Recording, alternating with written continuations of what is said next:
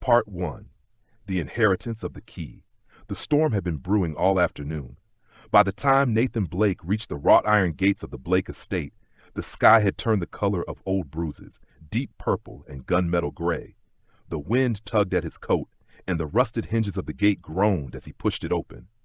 The house loomed before him like a forgotten painting, gothic, decayed, and taller than memory allowed. He hadn't been here in years. Not since he was 13 and his grandfather had frightened him with ghost stories whispered near the fireplace. Now his grandfather was dead, and the mansion, along with everything in it, belonged to Nathan. The will was brief. To my grandson, Nathaniel Blake, I leave my estate and its contents under the condition that he never sells or destroys the house.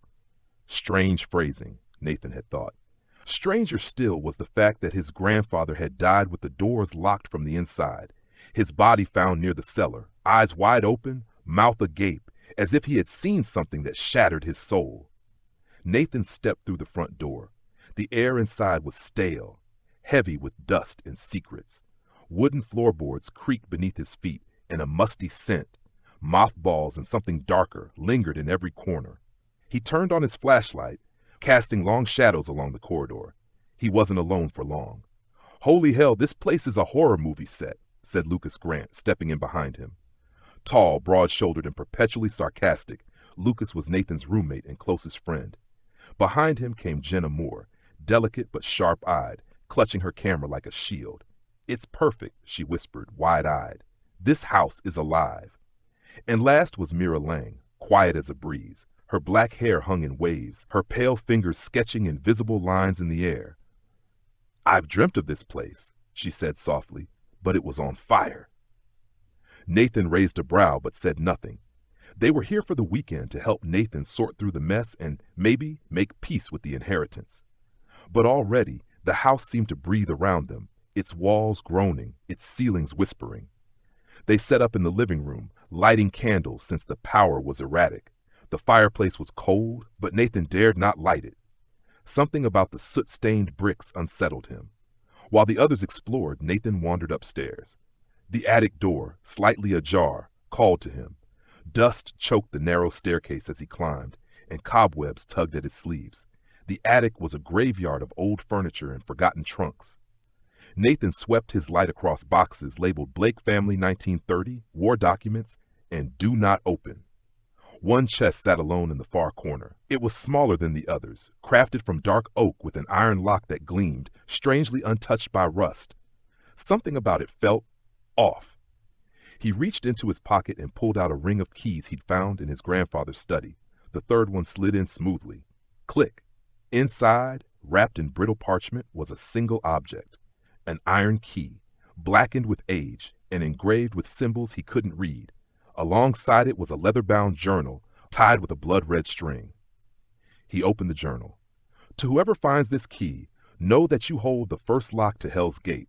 This is not myth. This is not metaphor. This is fact. The key must never be used. The door must remain sealed. I have guarded it all my life. If you open it, you open the world to the old horrors, and they will not be merciful." Nathan blinked. Was it a joke? His grandfather had always had a flair for the dramatic, but the trembling in his fingers said otherwise. He took the key and journal downstairs. That evening, the storm arrived. Thunder cracked so loud it rattled the windows. They gathered in the kitchen, the mood heavy. "This key," Nathan said, placing it on the table. "I found it in the attic, along with this journal. My grandfather left warnings, some occult stuff. Said the key opens a door to hell." Lucas snorted. He probably had dementia. Jenna was less amused. She ran her fingers over the key's grooves. "These are Enochian symbols, supposedly the language of angels or demons." Mira stared at it like it might bite her. "It feels hungry." Nathan tried to laugh, but it caught in his throat. "It's probably just part of some family myth. But the weird thing is, I found a door in the basement, one that doesn't lead anywhere. It's sealed with wax and old chains." They all went quiet.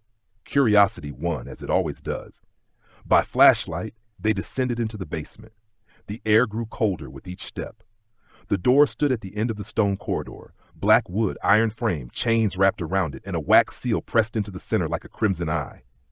"Jesus," Lucas whispered. Jenna began snapping photos. Mira didn't move. Nathan stepped forward. "It matches the key," he said, holding it up. "Don't," Mira warned suddenly. "That door isn't just wood. It's watching us." They returned upstairs, but the mood never lifted. Nathan couldn't sleep. Every time he closed his eyes, he heard whispering, like voices behind the walls. He dreamt of his grandfather, mouth full of ash, repeating the same phrase, "Do not open it." By the second day, things began to shift. Lucas found the kitchen clock ticking backward. Jenna's camera captured blurred figures where no one stood. Mira drew a picture she couldn't explain, a red door bleeding darkness. The key left on the living room table was now warm to the touch. Nathan flipped through the journal, reading pages out loud. "There are 7 keys, 7 gates. Each key awakens a part of the world that must remain asleep. I have kept the first door sealed, but it calls to the bloodline. The temptation is always there." The others were silent. Then, from upstairs, came a crash. They rushed up to find Nathan's old bedroom door slammed shut. Inside, the mirror had shattered. On the wall, scrawled in dust, were the words, "The door is hungry." That night, Nathan stood before the basement door again, the key post in his hand. His grandfather's voice whispered in his ear, "You are the last Blake. If you fail, the seals break." Behind him, Mira appeared. "You're thinking of opening it," she said. "I just want to know what's inside." "Nothing good," she whispered. "I saw this place burn in my dreams. You opened the door, and the fire screamed your name." Nathan hesitated. "What if we don't have a choice? What if it's already waking up?" She didn't answer. She simply touched his arm and said, "Don't let it in." But it was already inside. At 3:33 a.m., Jenna woke to find herself sleepwalking, down into the basement, the key in her hand. Nathan found her just as she reached the door. Her eyes were rolled back, and her voice echoed in 2 tones. "The gate remembers. The gate calls. The vessel has returned." He tackled her, wrenching the key from her grip. She collapsed, gasping for breath, and began sobbing. "I didn't mean to," she said. "Something told me to. It was inside me." The next morning, she couldn't recall any of it. Lucas insisted they leave. Mira refused. Nathan felt the house wouldn't let them go even if they tried. Then the worst came. Lucas disappeared. They found his flashlight at the attic stairs, flickering. On the attic door, written in what looked like burned ash, were the words, "1 entered, 6 remain." Jenna screamed. Mira vomited. Nathan stood frozen. They searched the entire house, screaming Lucas's name. Nothing. No signs, no blood, no struggle, just absence. Nathan returned to the journal. If the seal weakens, the key will act on its own. It will possess. It will corrupt. Those who touch it become marked. He looked at his own hands. The veins in his wrist were darker than before. That night, he locked the key inside the box and placed it in the fireplace. Then he sat watching it. The fire wouldn't start. The key didn't burn. Outside, the storm returned. Lightning flashed. And for a brief moment, Nathan saw Lucas standing in the garden, motionless, eyes glowing red. Jenna cried in her sleep. Mira painted symbols she didn't understand. Nathan stared at the iron key, now cold and lifeless. But he could feel it breathing. The inheritance wasn't the house. It was the curse beneath it.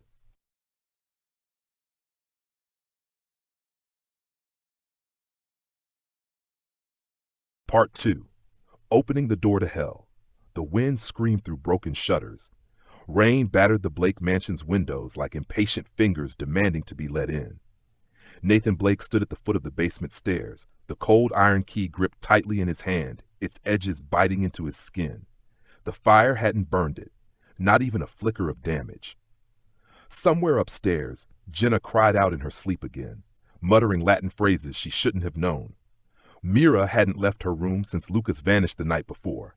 If he had vanished, no one had dared speak his name aloud yet. Nathan's mind spun. The journal said the key called to blood.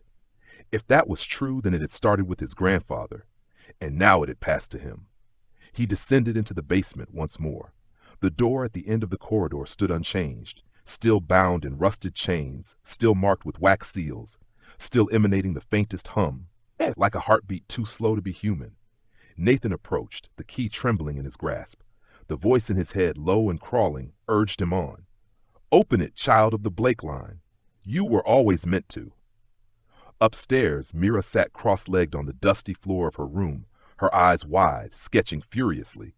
She hadn't eaten. Her fingernails were black with graphite. The pages in her sketchbook flipped by themselves, each one now depicting the door, drawn in dozens of angles, always surrounded by screaming faces in shadow. Jenna sat nearby, pale and hollow. The girl who once radiated spiritual warmth now stared blankly at the flickering candle between them. "I dreamed of Lucas again," she whispered. "He was upside down, hanging by his ankles in the attic. His skin, it was wrong." Mira didn't respond.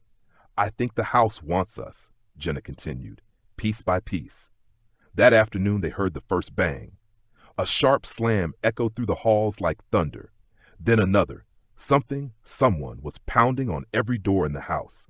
Nathan ran out of the study. "Did you hear that?" Jenna emerged from the library, her lips trembling. "It's everywhere. I checked the doors. They're all locked from the inside. Nothing's out there." Mira joined them, her hands shaking. "I think we're trapped." They gathered in the grand dining room, a space once meant for aristocratic feasts. Dust-covered candelabras lined the walls, their shadows twitching. Nathan laid the key and journal on the table. "We have to talk about what this is." "Demonic," Jenna muttered. "Or worse." Mira nodded. "The drawings come from something else. They're not mine. I close my eyes and I see symbols. Doors. Fire. A place where the sky is red and screams grow on trees." "Hell?" Nathan asked. "No," Mira said slowly. "Hell would be cleaner."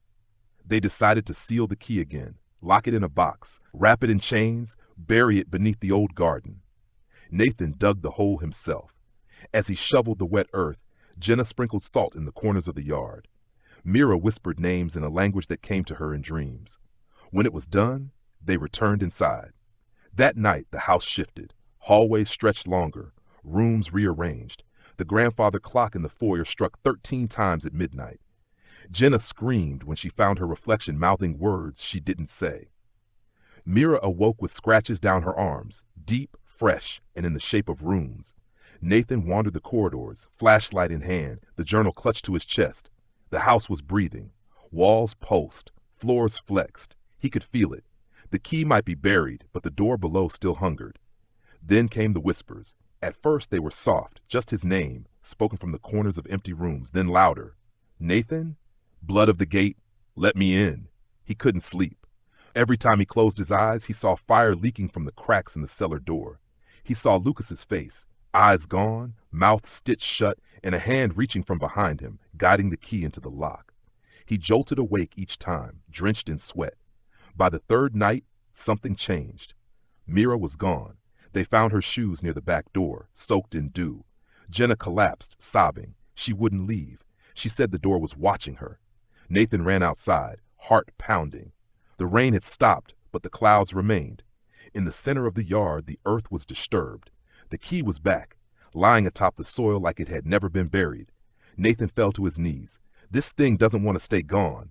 He didn't tell Jenna, but he could feel it now, deep in his bones. The key was waking something. That evening they returned to the basement. Jenna tried to stop him, tears in her eyes. "Please, don't open it. Don't give it what it wants." "I need answers," Nathan said. "If we don't understand this, we'll all disappear. Just like Lucas. Just like Mira." He raised the key. The wax seal cracked. The chains unraveled as if they were never fastened. Jenna screamed as the door began to glow crimson from the inside, veins of fire spreading outward like roots of a tree. Heat rolled from it in waves. Then, click, Nathan turned the key. The door swung inward with a moan that sounded too much like a human throat opening. Darkness greeted them, not absence of light. A thing, a substance, thick and wet and pulsing like oil, turned sentient. It didn't rush out. It waited. It watched. Then it spoke. "Nathan Blake, child of the bloodline. The first gate is open." Jenna grabbed Nathan's hand. "Shut it! Shut it now!" But the key snapped off in the lock. The door wouldn't move. A roar rose from within. Shadows spilled out, climbing the walls like vines, licking the ceiling, twisting into faces that weren't human. Nathan screamed as one of them brushed past him. It was Lucas, or something that wore his shape, his smile stitched across his jaw. Jenna began to convulse, her eyes rolling back. From the darkness, a hand reached out, black and smoke-like, with fingers made of teeth. Nathan grabbed Jenna and ran. The door remained open. They barricaded the basement and locked themselves in the library. Nathan held Jenna as she shook in his arms, her eyes leaking dark tears. "She's inside me." she whispered. "The woman in the fire. She calls herself Asherah. She says there are 6 more doors, that I'm the key now." Nathan rocked her. "You're not. We'll fight this. We'll fix it." Jenna looked up, and for a moment her pupils were gone, just endless black. "She says you're next." The next day, the house transformed again. Windows showed landscapes that didn't exist. Mountains of bone, rivers of screaming faces, skies stitched shut with veins. Jenna wandered the halls, barefoot, whispering to paintings. Nathan read the journal again. A final page had appeared. "Once opened, the gate cannot be closed by mortal hands. The soul who opens it must give flesh, or the gate remains fed by all who linger." He understood now. The house wasn't just haunted. It was a host, a living thing, a conduit, and he was the infection point. By evening, Jenna was gone. No blood, no struggle, just a single tarot card left on her pillow, the devil. Nathan sat in the living room, utterly alone. The rain had stopped, the wind had died, the silence was complete. The iron key, half broken, scorched black, lay in his lap. The basement door remained open, and far beneath the Blake mansion, something had stepped through.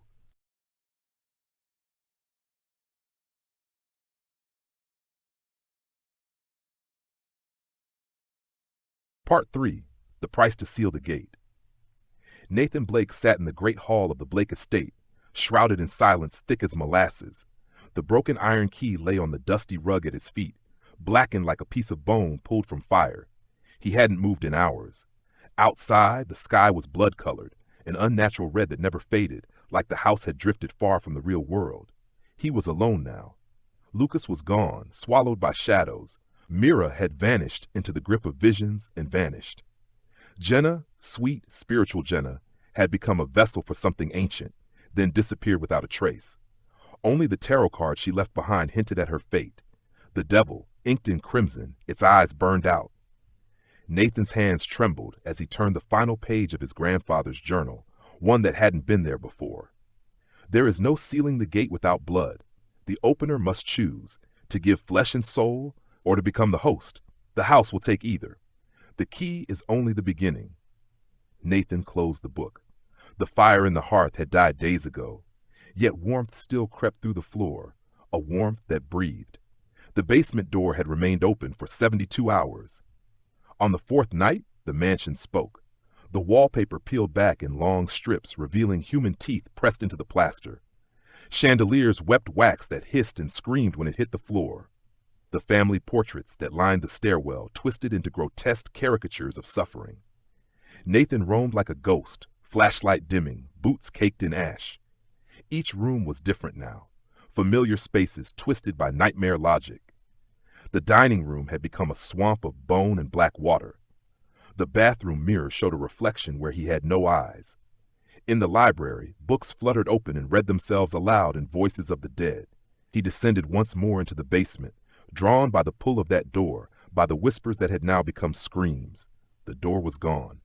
Where it had stood now yawned a tunnel of shifting stone and flesh, lit by pulses of red light that beat like a heart. Nathan stood at the edge, jaw clenched. He stepped in. The tunnel was alive. The walls pulsed like veins.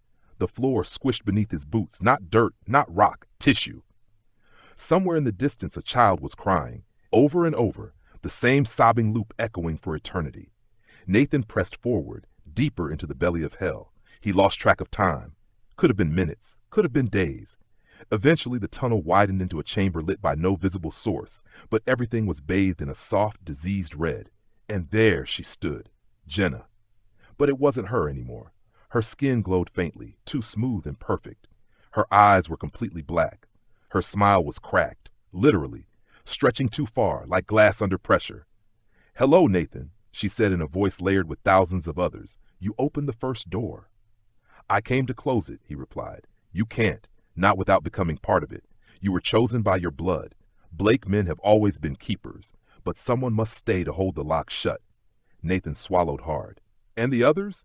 Jenna tilted her head. "Consumed, but not lost. They are here now. Would you like to see?" She stepped aside. Behind her stood Lucas, naked, suspended by hooks of light, mouth stitched but eyes pleading. Next to him was Mira, her arms outstretched, fingers painting on empty air, blood trailing from her eyes as she drew symbols that vanished. Nathan fell to his knees. "What do you want from me?" he whispered. Jenna, or what was wearing Jenna, crouched before him. "A soul, yours, given willingly. The gate can be closed if the key is paid for in full. Blood opened it. Blood must seal it. And if I refuse," Jenna smiled wider, "then you become the house, the next vessel, like your grandfather before you. He kept the door sealed for decades by feeding it slowly, letting it whisper into his guests, into his children. But he was weak in the end. He let the gate stir." Nathan looked at his hands. They were burning now, not with heat, but with something deeper. "I don't want to be a vessel." "Then be the seal." He wandered through the chamber. Everywhere he turned, pieces of the house had grown into this place. Wallpaper curled into wings. Chandelier bones hung from the ceiling. Stairs led nowhere. He found his grandfather's portrait embedded in the wall, eyes gouged out, mouth moving silently in a scream. The key had broken, but its essence remained in him. He understood now. The key had never been a physical object. It was the decision to look beyond the veil, to seek out what was meant to remain sealed. He had opened the gate because he had been curious. The price was blood. He turned back to Jenna. "Tell me how." She extended her hand. "Step into the flame. Give yourself fully. No tricks, no resistance. You will burn. You will be unmade. But the door will close." He nodded slowly. "What happens to you?" She smirked. "I was never really Jenna." Then she stepped aside. Behind her, fire bloomed, rising like a serpent from a circle of bone and salt. Nathan stared at it. He remembered Lucas laughing, Mira painting, Jenna singing softly in the kitchen. He remembered being a child, running through the halls of the Blake estate before it turned dark. He stepped forward. The fire reached for him. He burned.